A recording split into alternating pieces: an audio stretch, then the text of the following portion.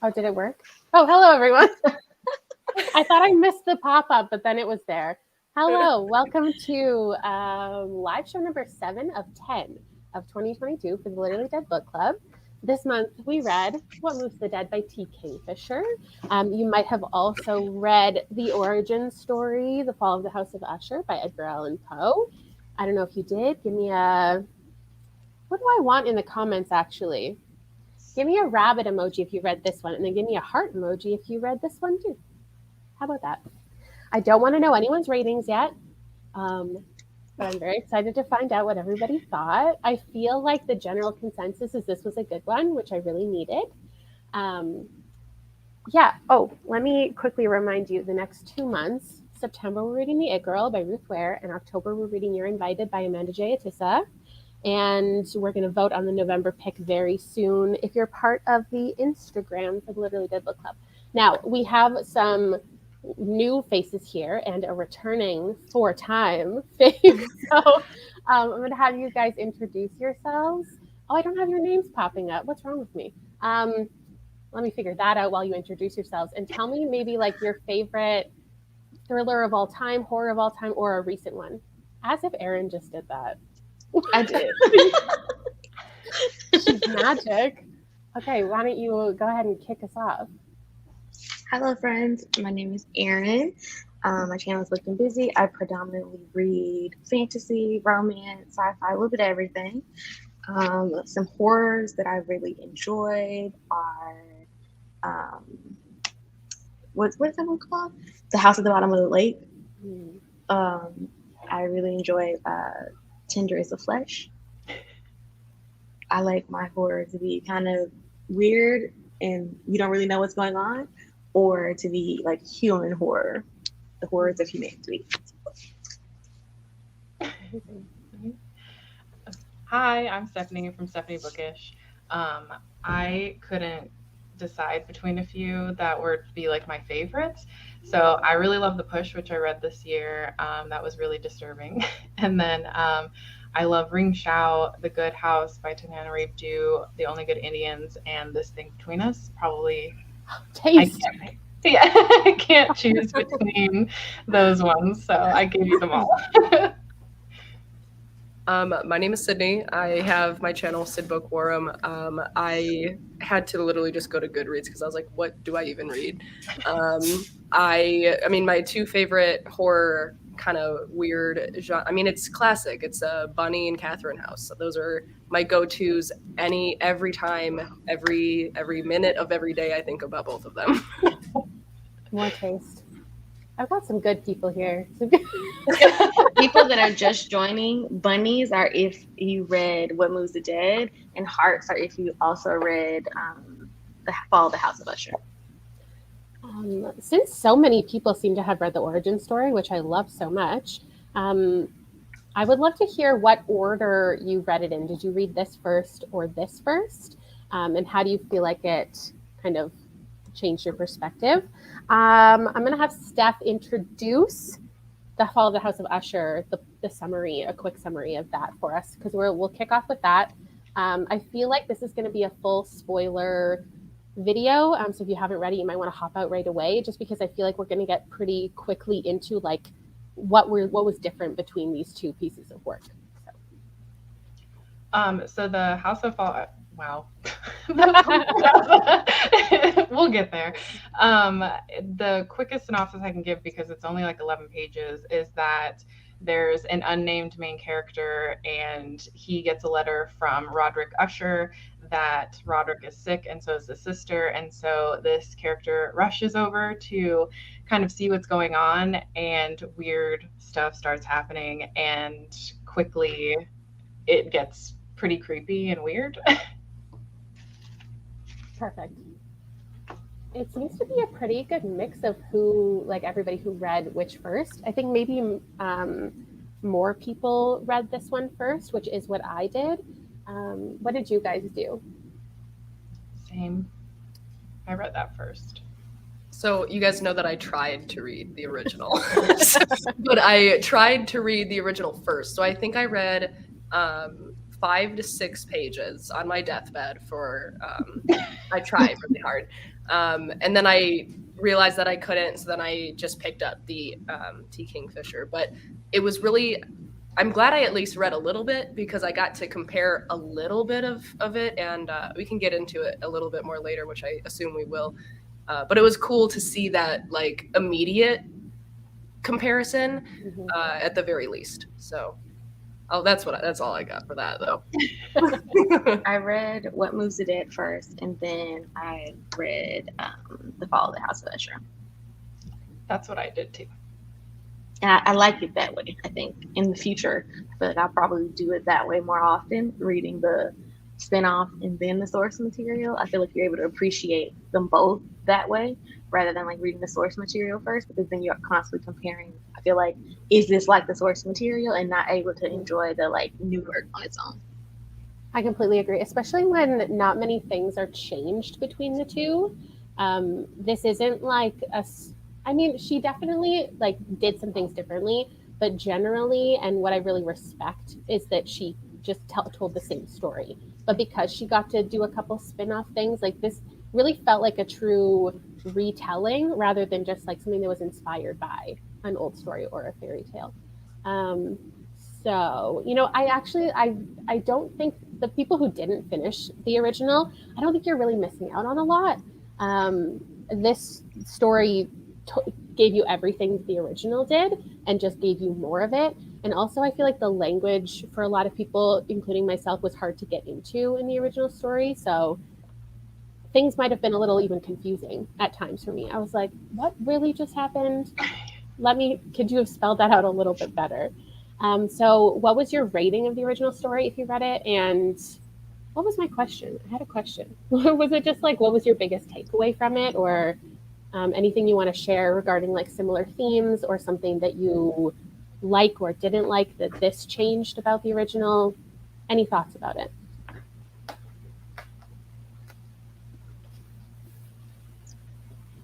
Didn't rate it.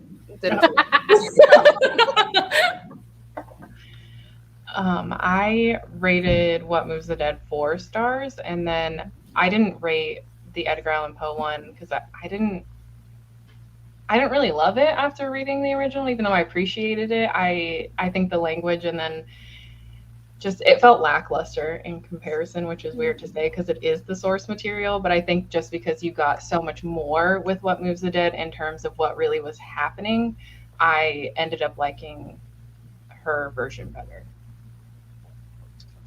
I rated What Moves the Dead 5 stars, and I didn't rate the short story. But I don't know if people know this. Let me give y'all this little scam. So if you're trying to find short stories, like the audiobook, because I listened to the audiobook of the short story. If you type in like the author's name, or you type in the short story, you'll find like collections on Audible or whatever. And so I listened to like 6 Gothic tales, and I just went to the part that was the Edgar Allan Poe story, and that made it pretty easy for me to get into because I was just listening to it. It's funny, I tried to do that. For whatever reason, everyone in Indianapolis was really digging the short story collection this month. It was like a 8-week wait for the short story, like the whatever the title of the short story collection is. And I was like, well, dang, okay, that answers that. So obviously, like I said, didn't rate that one, but I gave What Moves the Dead 3 stars. So it's not bad. It's not bad. But I have issues. So literally, Okay, there's a big presence in Indianapolis. That's what I was going to say. Right, yeah. I mean, Another life hack is here for sure. Another life hack is that Hoopla has the short story just like as an audio. And because they're so old, they're free on, like, if you just read classics, they're free on Audible. So, like, you can skip it. What? Yeah. I looked on Audible too, and I had to use a credit. I was like, I'm not using a credit. Oh no, don't. For an 11-page short story. It seems like it was pretty successful. Like mostly it's 3s and ups, but with a majority like 4 and 5s from What Moves the Dead, which is pretty exciting. It's exciting for me because I don't pick horror a lot for the book club. The book club is thriller, mystery, and horror, and I feel like horror we do like twice a year. And a lot of times it just doesn't work because I find it harder to find a mass, like, enjoyable horror is harder to find than a majority enjoyable thriller, I guess. So I'm glad that it went well for a lot of people. I gave this 4 stars, and I didn't rate the short story. I wouldn't say I had issues with this. It just, I would have liked it to be a little more surprising, a little more twists and turns, I think. But I don't have any real issue with this. I loved the writing. I think this author is definitely one for me in general, and I'll read anything she writes. I think my favorite thing about the short story, I don't know what I would rate it, like a 4 maybe, is I read a lot of Gothic nowadays and I don't really love it. But going back to like kind of the origin of Gothic tales, it's so interesting how things are introduced. And my favorite thing about the short story is like the pairing between things like how outside it's so silent, but inside the house it's so noisy, and how like outside the house is all crumbling. When you go inside the house, it's like pristine, and it's just this pairing between like two vastly different experiences in one story, I feel like is really prevalent in Gothic literature. And that's something that I do like, is seeing that pairing back and forth. So yes. Actually, what have you read from Kingfisher before? Did you enjoy it, and would you read more from her? Nettle and Bone. Oh yeah, 5. Didn't you? Somebody did some kind of buddy read. Yeah, I think we all tried to buddy read it, like, in a way. Yeah, 5 out of 5. It was absolutely phenomenal. I loved it. Actually, wait, I think I'm lying. I think I gave it like a 4.5. I think I just maybe you should bump it up. I think I do. I think I gave it like a 4.5, and it's not the live show for that book, so I'm not going to justify. But yeah, it was great. I read 4 T. Kingfishers, and this was my favorite. And I think that also plays into it's also the shortest. So I've read The Hollow Places, The Twisted Ones, Nettle and Bone, and then this one. And I think that because she can get a little folk horror-y, a little cosmic horror-y, but like when it's 130 pages or something like that, you just kind of get straight to it and it's over. It doesn't have a lot of time to get ridiculous. And that was my feeling with like The Hollow Places. I'm like, yeah, I've also read The Hollow Places, which I didn't really love for similar reasons to Erin. And then Nettle and Bone, I gave 4 stars. And I read Paladin's Grace, which I gave 4 stars, which is vastly different than a lot of her widely popular books because it's a fantasy romance. And then, yeah, What Moves the Dead. I think it's interesting that... No, go ahead. I was going to say almost all of her works are retellings. Mm-hmm. Which I didn't know until I read the author's notes. Oh, yeah. I was watching an interview with her where she was talking about how she predominantly wrote children's books, and every time she writes something in her children's book, her publisher, her editor, whoever will be like, that's a little dark for children's books. So after a while, she eventually was like, let me just write horror and tell all the stories that I want to put in these children's books, but can't. So I'm going to do it here. And I just think that that's so fun. Okay, Erin, do you want to give us I was going to say, it's interesting because I felt differently. I love The Hollow. Is it The Hollow Places or The Hollow Ones? The Hollow Places. I loved that. And then Nettle and Bone was like a 3-star for me. Mm-hmm. Erin, do you want to kick us off with a summary of this one? Sure. Hello, friends. Okay, so What Moves the Dead is a horror retelling of The Fall of the House of Usher. We follow our main character, Alex Easton, who is a foreign soldier, and they have been called to the crumbling Usher estate by their friend Madeline Usher, who is sick with like an unknown ailment but failing quickly. So them, along with their trusty companion and horse, they come to the Usher house to investigate what's going on because they were childhood friends. When they get there, things around the Usher estate are a little bit strange. Things are moving a little bit slower. Things have a bit of a film over them. And they're trying to get to the bottom of what's going on in the House of Usher. Amazing. I think I would actually just like to open it up to like sharing something you enjoyed or didn't enjoy about the book. Like, what was just a general takeaway you had, since we already shared our ratings.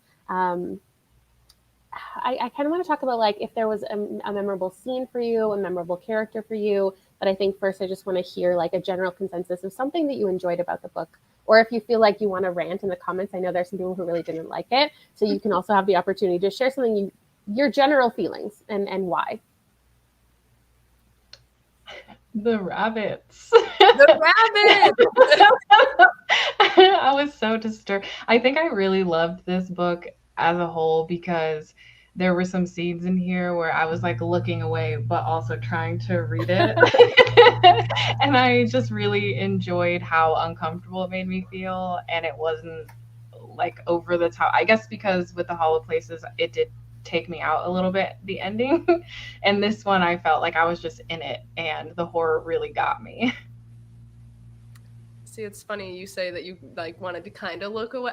Those were the moments where I was like leaning in closer. I was like, these like little, these few paragraphs of like the grotesque descriptions of what the bunnies were doing, or what Madeline was looking like at the top of the stairs. Like those were the moments where I was like living. And then like the plot and like the storyline itself, the other times I was just kind of like, all right, here we go.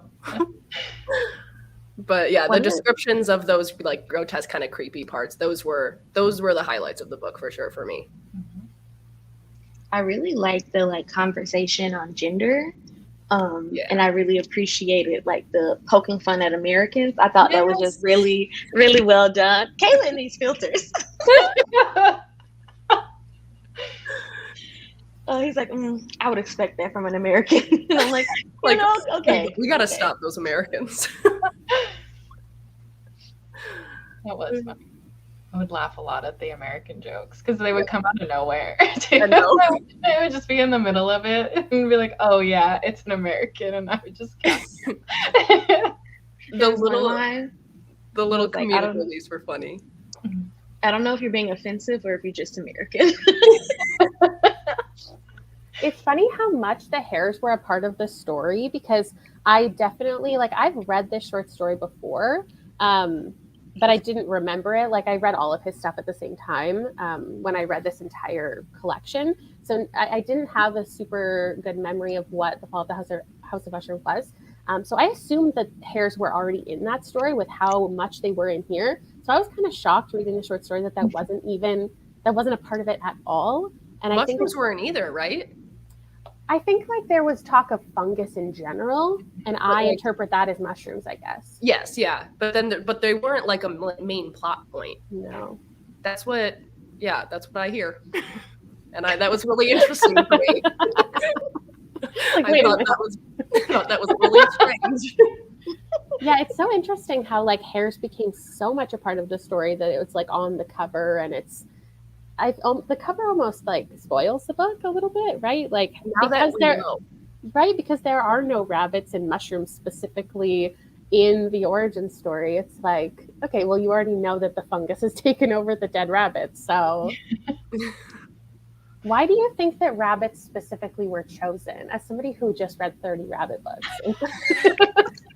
like, what is it about rabbits in this story? Like, why do you think that's the animal that was chosen of all the animals in the forest? Any thoughts? I don't actually understand why rabbits are used in horror in general.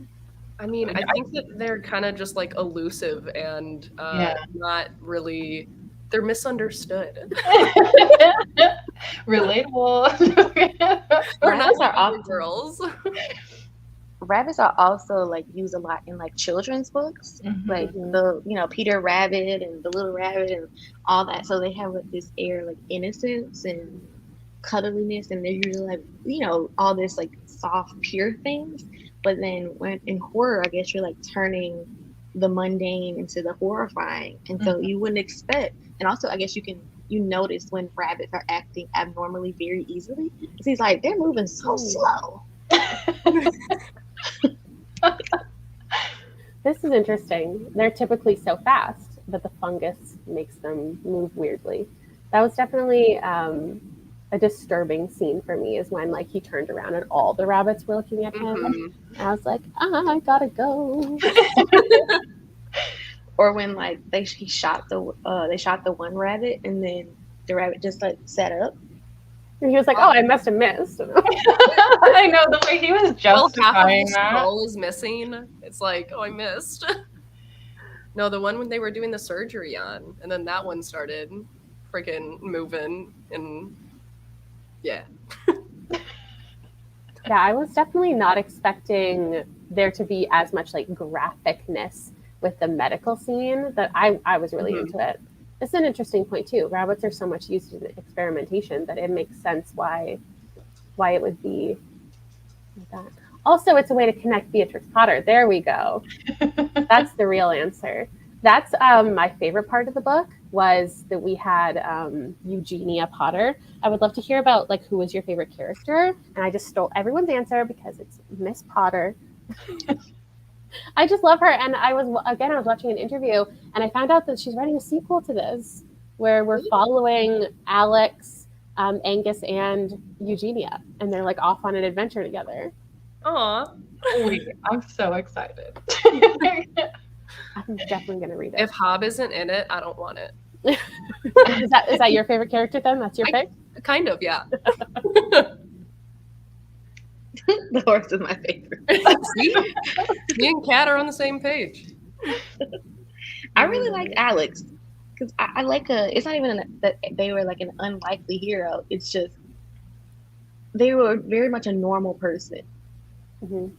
And I like seeing normal people get put into these like extraordinary situations because how does a normal person react in a situation like this? I'm gonna grab my gun and we're just gonna make it work. Yeah, I liked Alex and Miss Potter a lot. And similar to you, Alex is such a normal character, and they were just trying to truly figure out the science behind everything the whole time instead of being like, oh, it's probably this creepy fungus that's taking over. They were like, there has to be an explanation, right? Yeah, the character in the original was nameless. Yeah. I think that's what's cool. That's what I found out about myself recently is I prefer retellings of short stories as opposed to like novels. So like a retelling of And Then There Were None, for example, like And Then There Were None is a full novel with a full arc, and how many times can you retell that to be different? But in something like this, where it's such a brief short story, there's so much room to do anything you want. And especially with a character who doesn't have even a lot of personality or a lot of part in the story itself, like the origin story was so strange to me because like the main character didn't really do anything. Like nothing really happened. They didn't really move along the plot in a lot of ways. It was just things were happening to them. So I think it was cool that the opportunity was given to Alex to actually participate in more. Like there was just a lot of witnessing stuff, but they were more of the actual story and got like an actual backstory, which was cool. I think my favorite character is Miss Potter, though, mostly because it also gave the opportunity to bring in other conversations. Like we were talking about Alex and their gender and sex, all regarding the soldier stuff. We also got to bring the conversation back when talking about Eugenia Potter because she didn't get to be a part of whatever it was in her mycology.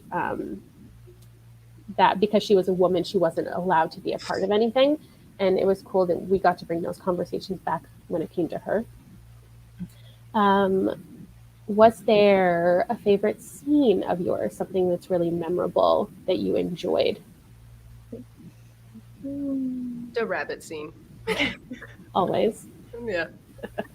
I mean, when Madeline was at the top of the stairs and that was also cool. I liked it was really, especially with the audiobook, like the voices, that like her voice was changing when it was like the mushrooms talking. And so it was like slower and a little bit more creepy. So then later on the scene where they're like locked her in her room, you can hear the differences when it's like more so her talking and then the mushrooms were taking over again. Because not only did it change on page with like how many like letters were used in the word, but it was also like it just got like higher pitched and a little bit more like nasally. Oh, cool. Would you recommend the audiobook? I think I would. My favorite scene is definitely when they were upstairs in the bedroom and Madeline was sitting next to Roderick and Alex and Denton were in the door, like trying to figure out how can we get out of here and get him out of here. Yeah, that was a good one because Madeline is the mushroom is like, you can't be this stupid. You think what do you think is happening? It's like I love a good villain monologue moment. I liked a lot of the scenes with Madeline sleepwalking, besides the rabbit scene as well, but with her sleepwalking and when Alex grabs her arm and like the hair comes off, which is not actually hair, I was like, what is happening right now? And just how that became like a bigger part of the story and it was still grotesque in ways. And then the rabbit stuff started happening. That's when I realized I was really into it because it was just gross. Yeah, I think my favorite like advancement of the story was when we found out that it wasn't actually hair that was coming like out of her skin. I think that was the most like exciting like plot twist for me. Yeah. When Angus brought the fish and they like opened up the fish. Yeah, how did they describe it? It was gross. It was disgusting. Like Steph said, I was literally like this. I was like,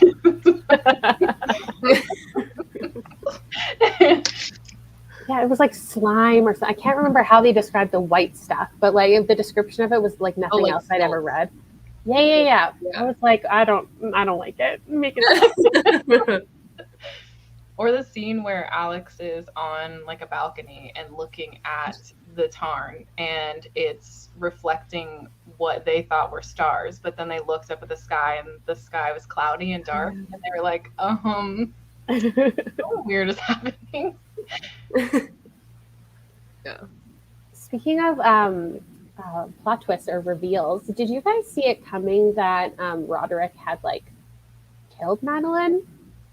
Like he was responsible for snapping her neck? Because I didn't, and I feel like I should have, but I didn't. And there were like scenes that were referring to it. That were they had that Macbeth moment where he said something about, he was acting like, what's that scene about the blood washing off her hands? Anyway, he seemed like he was responsible for her death, and it still didn't click for me that he was responsible until. And I don't think they even got it like clearly described that way. But that was my favorite, I think. Yeah, I did think that it was him because Denton was too scared to have done it. And they were like, she had like you could see like fingerprints around her neck. And I was like, well, yeah, it obviously has to be the brother. Yeah, I would agree with you, Erin. Once the fingerprints and the neck was broken, I was like, oh, well, obviously and then he was mysteriously missing. Yeah. And he was just being so like jumpy and weird. Okay. And what do you think about, oh shoot, I just had a thought. What do you think about the fact that Madeline didn't end up killing Roderick? Because in the origin story, if anybody didn't read it, basically what happens? Madeline like falls over and like kills Roderick, or frightens him, or like scares him. Something happens and he dies, or it's assumed that he dies, which is always like a strange part of the book. And something that I saw the author talk about too is that she really wanted to retell that scene because she found it weird that the main character would just run away and not check on his friend, just assumed he was dead and just leave the house. And then at the end, the house like falls into the water, like, and gets destroyed. But in this book, rather than her killing him, he is kind of the hero of the story, and Roderick goes back into the house to take her down, and burn the house down. I don't know what my question is. Did you like that element of it? I guess that he ended up being in that position. I guess for me, because I read that first, that was just the original story. I hadn't read the other story first, so it didn't seem like this was an alternative to what had originally happened, if that makes sense. Mm-hmm. Yeah, I guess I feel the same way. I didn't because I didn't read the original one first, I wouldn't have really thought any differently from it. But after reading the original one, I do guess it is an interesting choice to make him more of a hero. And guess did he actually die? Did he like die in the fire with her? I assume so. Yeah. Okay, see, here we go. The assuming. Yeah. That's why I was like, I don't remember like any sort of conclusion to him actually. So maybe he just like watched from the outside. But I will say, very early, like literally, I think within the first 10 pages or so, I remember he said, I know exactly where I would put the match. And I remember highlighting that, and I was like, this house is going to burn down. Mhm. And I was like, Yeah, they mentioned the burning of the house quite a few times because they're like, it would Yeah. be so much simpler if we just burned it all down. Yeah. Good setup. I feel like it's funny because, yeah, I guess there was an ambiguous element to it. And something that I was going to say is like with the origin story, there is a lot of ambiguity and you can assume certain things happened. And this gives you more answers. But I guess technically, you're right. Like, was he really in the house? Did he really die? Is that for sure the facts? I don't know. I think it's important because she changed the story to him snapping her neck originally. Like that wasn't in the original story. So her doing that to begin with, I think it was necessary for her to have that redemption arc for him at the end, that he is the one who takes her down and takes the house down and sacrifices himself. So I think that's probably the goal of that. Did I have any other questions? Oh, this is a good point, Logan and Euros.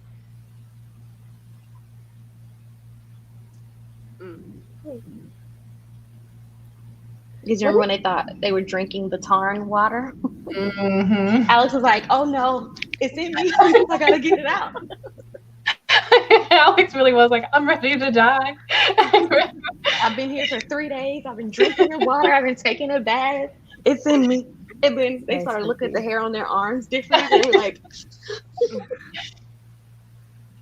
why do you think they changed who called upon Alex to come to the house? Because I feel like that's one of the biggest differences to me. And it doesn't really matter, but I'm wondering why you think. Because in this one, originally, Roderick calls Alex, the unnamed narrator, to the house to help Madeline. But in this one, Madeline calls him herself or writes a letter herself and says to come. Why do you think that was changed? And what does it change for the story itself, if anything? but was it Madeline? Yeah.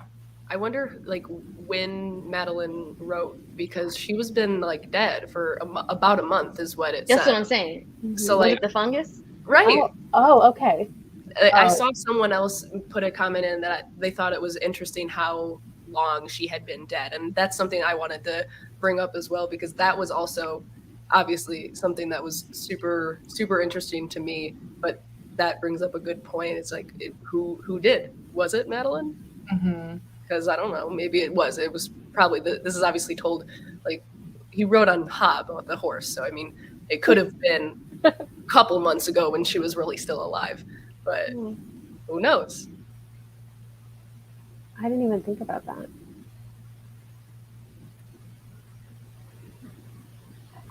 Yeah, like did the fungus, because I think my favorite thing about the fungus is the idea that, you know, it wasn't even really a villain. Like a lot of times when a character becomes possessed in a story, it's such like a demonic presence. It's an evil, like intentionally evil presence. But to me, the fungus was just like, it just wanted to survive no matter what. It was going to do whatever it had to survive. That's why I think it was cool that it didn't end up killing Roderick at the end, and it sacrificed him in a way. It felt like the fungus had this innocence about it, that it was just like, I don't want to kill people. I just want to survive. It reminded me of, have you guys ever seen that video of those snails with the parasites in their eyes? Do you have any idea what I'm talking about? Damn it. Okay, you need to look this up after, because it's the grossest thing I've ever seen. There are these There are these parasites that will like go into a snail's body and like eat its brain and take over its whole entity, and it'll like go into its eye sockets and it'll like pulse its little parasite brains. So birds will come and eat it and be attracted to it, and then the parasite can live on in the bird.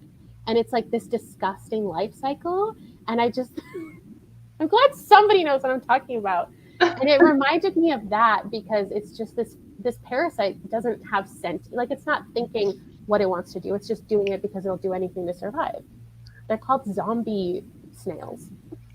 Well, I think one of the things is, when Alex arrived, they noticed how like sickly even Roderick was, because they weren't really eating well. They didn't have a lot of, they were both like looking like they were about to die essentially.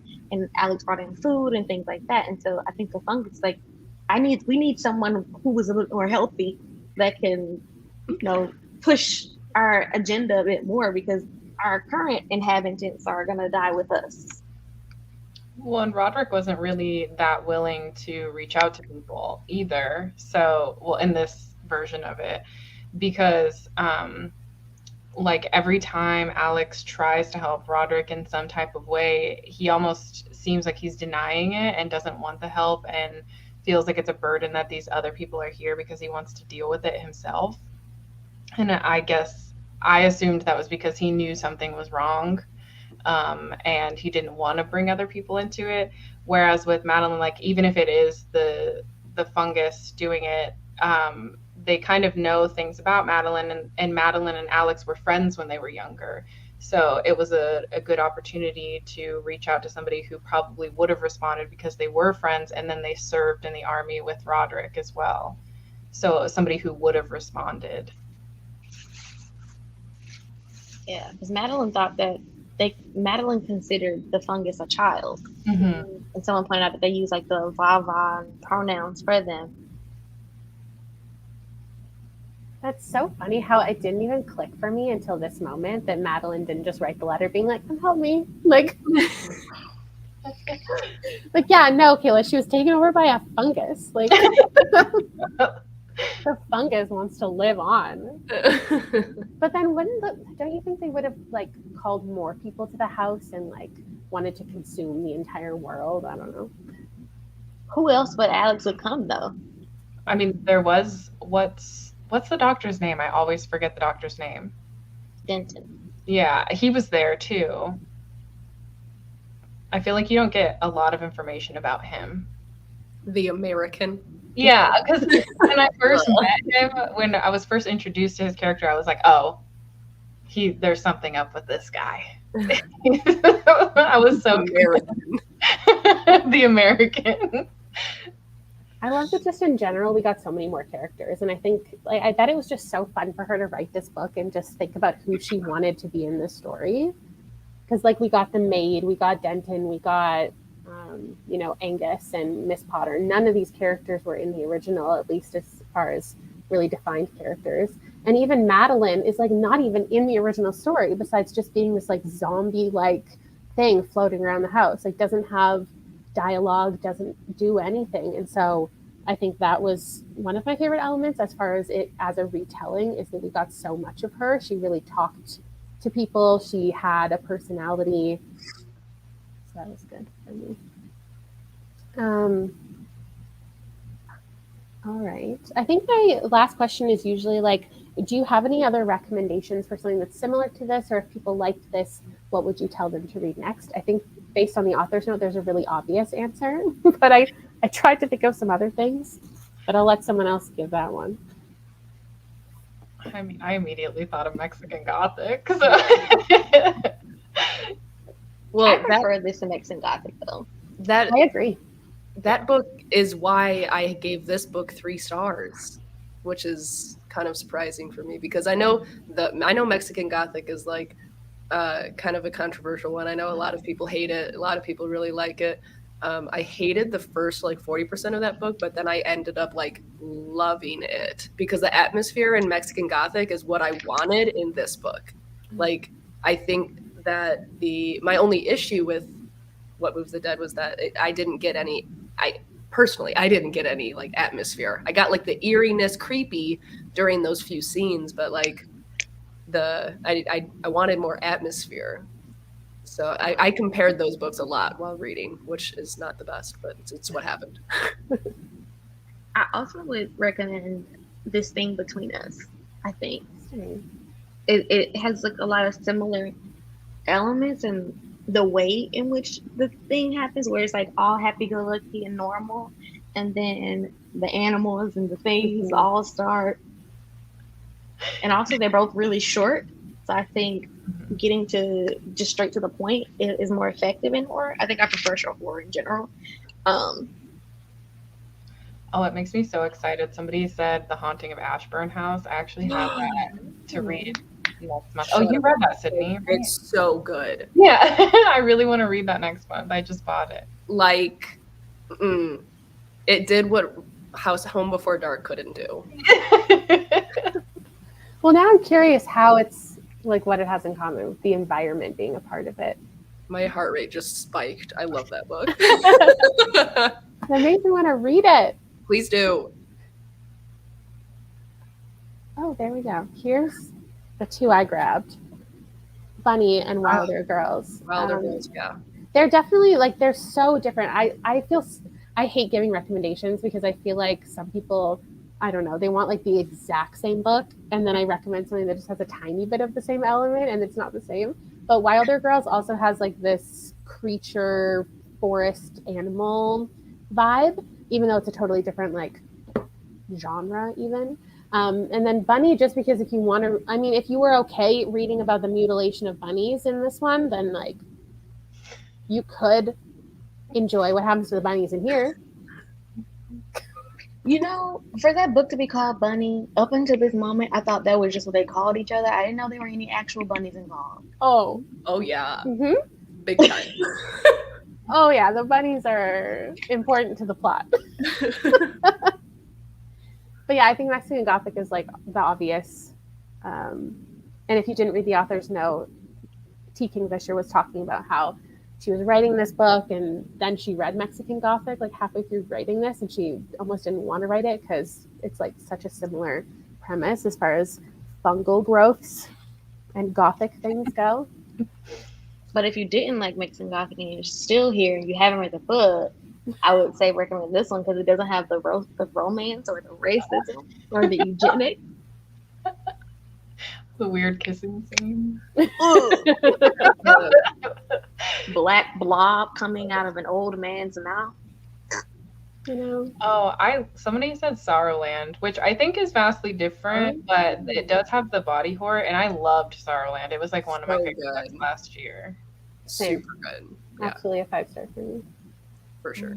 If there's any other recommendations anyone else has, I'm just scrolling. I'm seeing through. House of Hollow in the chat. Yeah. I'm actually going to scroll through these more later because I love getting recommendations from these videos. And I appreciate everybody for showing up and reading with us. I'm really glad this went well for so many people. And I hope that these two are the same. I haven't seen great things coming in for the It Girl. I have to be honest. It's freaking me out a little bit. I'm worried to start it. It's very long, and I hope I enjoy it. So there's that.